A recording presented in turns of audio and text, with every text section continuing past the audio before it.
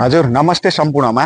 म नेपालमा पहिले भन्दा अहिले किन सम्बन्ध विच्छेद बढेको छ भन्ने बारेमा अलिकति तपाईहरुलाई छोटोमा बताउने कोसिस गर्नेछु। सबैभन्दा पहिला त हाम्रो प्रविधि र सुविधा बढे सँगसँगै हाम्रो आम्दानी बढ्न सकेन अथवा हाम्रो रोजगारी बढ्न सकेन। त्यो भएको हुँदाखेरि हाम्रो आम्दानी आउन सकेन र खर्च धेरै हुन गयो, किनकि हामीहरूलाई सुविधा पनि पाइएको छ र नयाँ प्रविधि पनि आइरहेको छ र त्यो चलाउनको लागि र त्यो सुविधा पाउनको लागि हामीहरूले पैसा खर्च गर्नुपर्ने हुन्छ, तर हामीसँग आम्दानी अथवा रोजगारी भएन।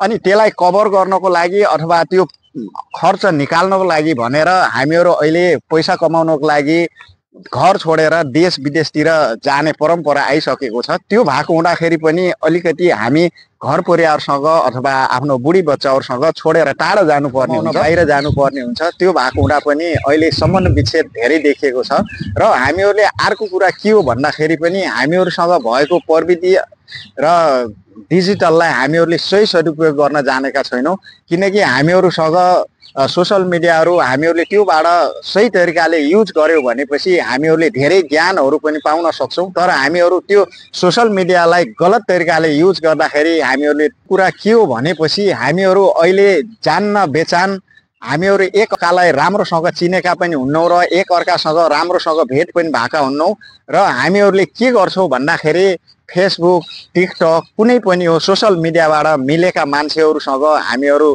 कुरै कुरामा उसको बारेमा अथवा उसको बारेमा केही नबुझिकन हामीहरू उसँग बिहा गर्छौँ र पछि बिहा गरेर ल्याइसकेपछि उसको र तपाईँको मन राम्रोसँग मिल्न सक्दैन। राम्रोसँग मन मिल्न नसकिसकेपछि पछि आएर हामीहरूको डिभोर्स हुन जान्छ। त्यो भएर पनि एउटा सम्बन्ध विच्छेद बढ्नेको मुख्य कारण देखिन्छ। अब कुरा गरौँ प्रविधि र विकासले हामीहरूको खर्च कसरी बढायो त।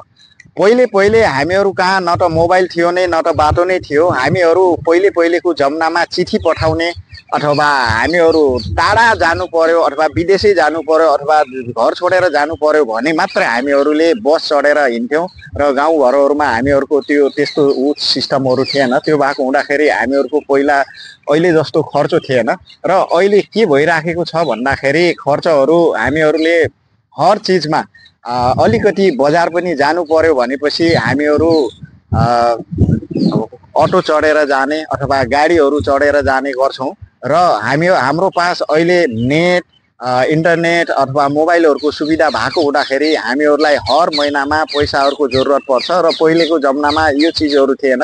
त्यो भएको हुँदा पनि हामीहरूको पहिले पनि बेरोजगारी त पहिले पनि बेरोजगार त थियो नै, तर पनि बेरोजगार भए पनि पहिले खर्च कम थियो र आम्दानी पनि कम थियो। आम्दानी र खर्च हमेसा बराबर हुनुपर्छ र खर्च र आम्दानी बराबर हुन सकेन भनेपछि के हुन्छ भन्दाखेरि हाम्रो आम्दानी कम र खर्च ज्यादा भयो भने हामीहरूलाई ऋण लाग्न सक्छ र ऋण लागिसकेपछि हामीहरू विदेशिनु पर्ने हुन्छ। त्यो भएको हुँदाखेरि अहिले हामीहरूलाई प्रविधि र सुविधाले गर्दाखेरि हामीहरूको खर्च धेरै बढिराखेको छ।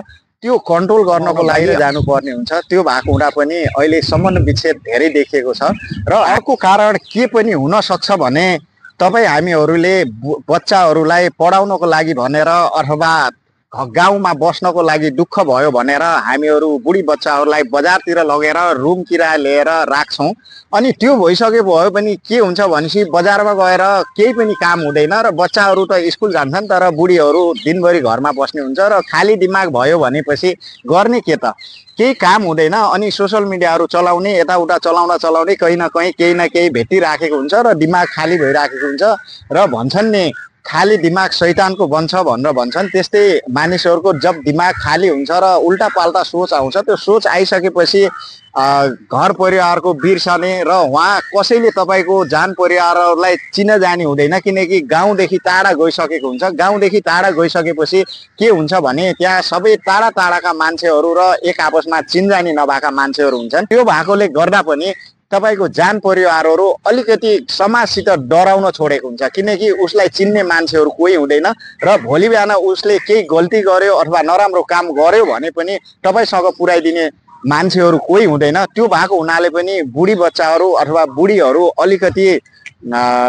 नराम्रो काम गर्नमा अथवा केही पनि गर्न, म सबैलाई त भन्दैन, तर केही नराम्रो काम गर्नको लागि उत्प्रेरित हुन्छन् र गाउँमा भइसक्यो भनेपछि के हुन्छ भनेपछि गाउँमा ओल्लो घरको पल्लो घरको आफ्नो रिश्तेदार दाइ भाइ र सबैहरू हुन्छन् र फेरि गाउँमा के हुन्छ भनेपछि थोरै मोरै भए पनि हर कसैको खेतीबारी हुन्छ र केही न केही काम गरिराखेको हुन्छ र एक आपसमा कुराकानी हुन्छ यताउता हुन्छ दाउरा घाँस हुन्छ त्यसले गर्दा पनि हामीहरूलाई अलिकति नराम्रो मानसिकताबाट बचाउन सक्छ मैले त्यो भाग भएर भने र हामीहरू सबैभन्दा पहिला त गाउँघरमा काम गर्न अल्छी गर्ने यस्तो गर्न हुँदैन